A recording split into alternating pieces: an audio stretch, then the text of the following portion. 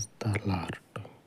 సర్వోన్నతుడా, కృపగలిగిన పరిశుద్ధుడా, గడచిన కాలము కృప చూపిన నీవు మీదటికి తండ్రి కృపను రెట్టింపుగా విస్తరింపచేసి నీ రెక్కల నీడలో దాచి వర్తిల్ల చేయమని సజీవుడా నీ సజీవమగిన నామమునకు ప్రార్థిస్తూ ఉండగా మీ కృప చొప్పున నీ రెక్కల నీడను ఆశ్రయించిన ప్రతి ఒక్కరికి మీ కృపను కనికరమును స్థిరపరచమని వారమంతయు మీ చేతి నీడలో సంరక్షించి వర్తిల్ల చేయమని మీ కృప కలిగిన నామమునకు యేసు నామమున ప్రార్థించి వేడుకొనుచు ఉన్నాను తండ్రి.